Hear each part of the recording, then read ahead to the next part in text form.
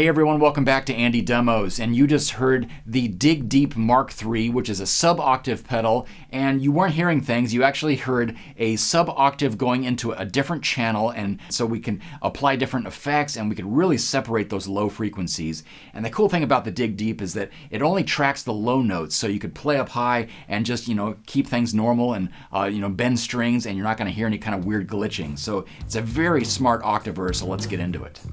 This is the OPFX Dig Deep MK3. The beauty of this pedal is its ability to analyze your playing and instantly provide sub-octaves below the root note when needed, while letting those higher notes shine through untouched by the effect.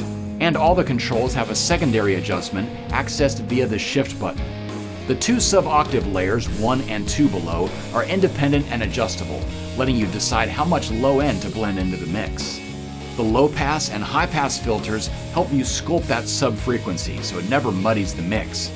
The range control limits or expands the tracking across the fretboard, while the first harmonic adds definition and a broader voice to the sub-frequencies.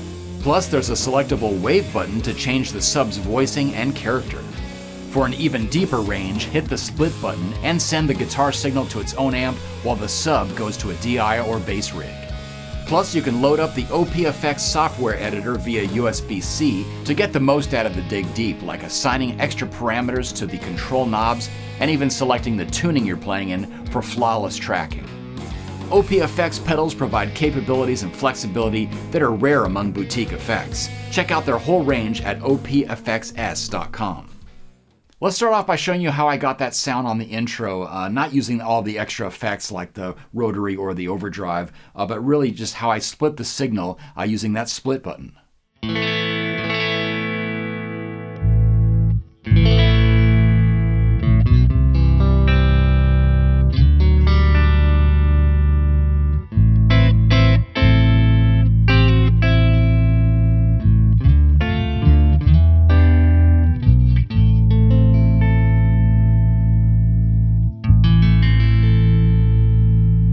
So that right there just gives you an idea of how powerful the Dig Deep is. I'm kind of doing the arpeggio on this A minor, and it's not having problems, latching onto that low A. It doesn't get confused by the fifth above.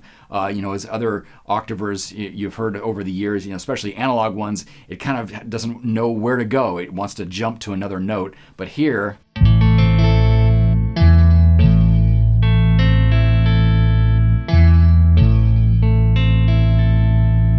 it's just really solid, and having the split output really makes you feel like you have a bass player in the room.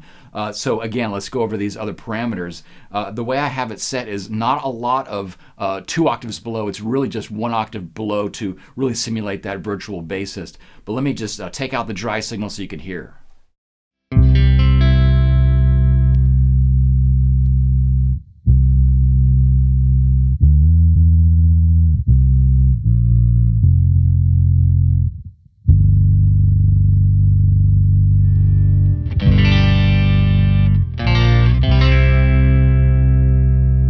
And we have tone control of both the low and high frequencies on this sub-octave, and this is really helpful for shaping things, especially if we, when we come to it on the other preset where I have everything going into a guitar amp. I'm not going to want all those bass frequencies because it's just going to kind of confuse the speaker and flub out. So let's try some different tone settings, starting with the high pass, which is actually a low cut.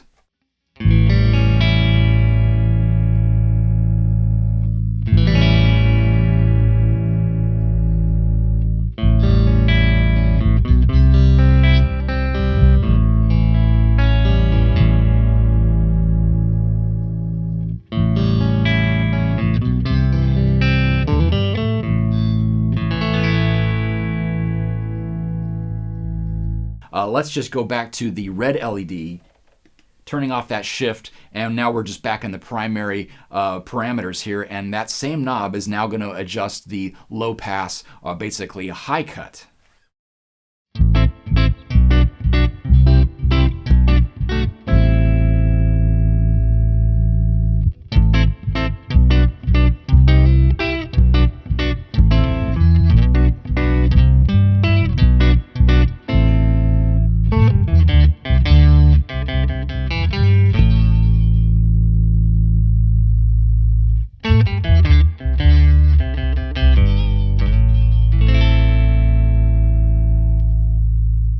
And let's try that other application of using Dig Deep just straight into a normal guitar amplifier. So I've actually saved a preset just for this setup. You could access it many ways. I'm just going to hold down on the foot switch and we're just going to cycle through. Now preset 1, you can see that I'm using that wave button and the split button is off. So we're going out of just the single output here.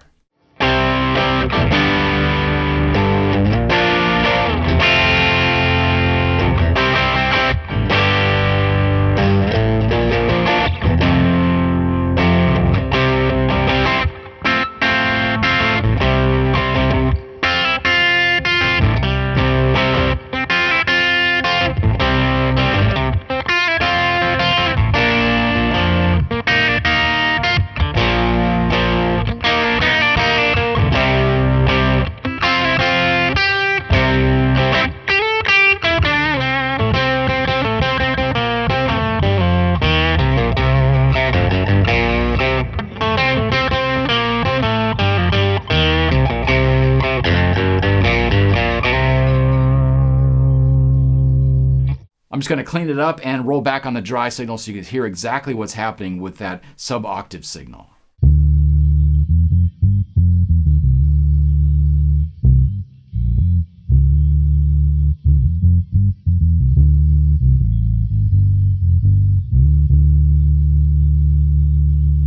The 1 octave below gives you that sort of virtual bass sound, or really kind of gives you that classic octaver on the lower frets. And the 2 octaves below just kind of adds a fatness and roundness to things like chords. And of course you can still play up high and it's not going to track those higher notes. So here's 2 octaves below.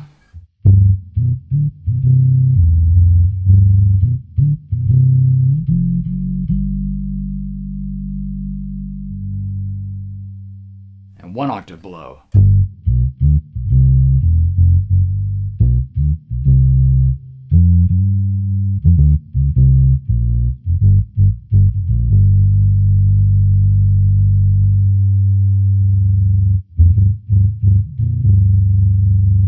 The second octave kind of has more of a fluttery quality, so it's best to kind of use it just in lighter dosage here, especially going into a guitar amp. So let's try that. Just kind of a nice fat riff and 2 octaves below, just barely sitting in the mix.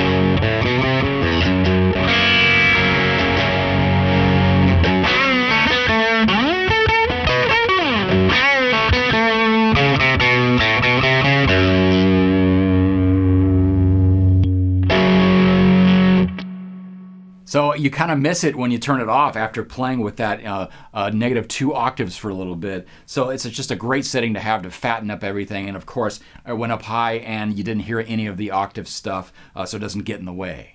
So let's try something a little dirtier here because this one is just perfect to use with a fuzz or a crunchier distortion. So I'm going to use the 1 octave below, and I'm also going to play with the different waves just to see which one matches the best.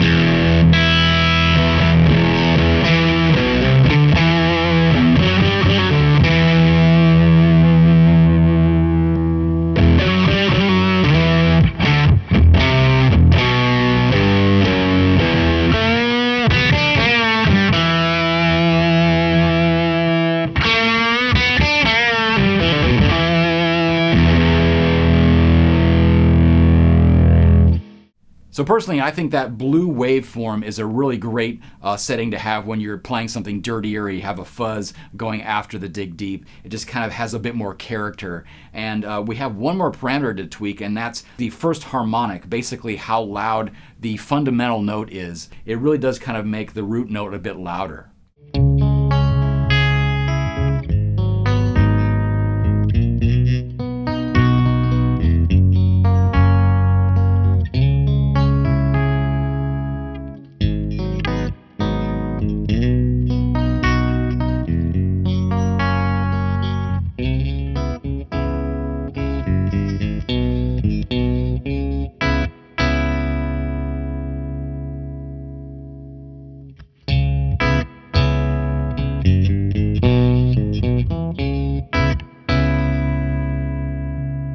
More the kind of rounded out waveform.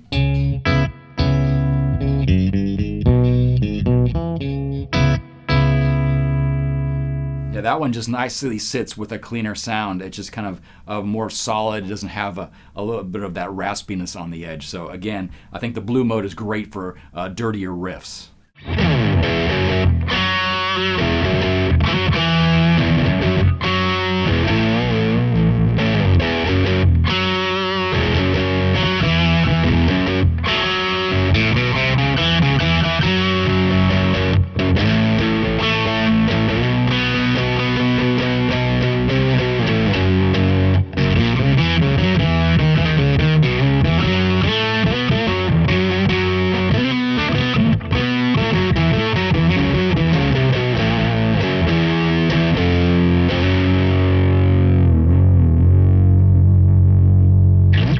So now that we've got this amp preset dialed in, I just kind of wanted to give you one example, a little bit cleaner, to show you how you could play those, arpeggios up top, and the root really stays planted despite, all the frequencies going into a guitar amp. And notice on here on the range, I have it backed off all the way, and so I could play in this key, and it's not going to give you any kind of strange artifacts or false triggering. So we still have plenty of low octave on the lower strings, but up high, I didn't really want to hear any of that kind of seep through.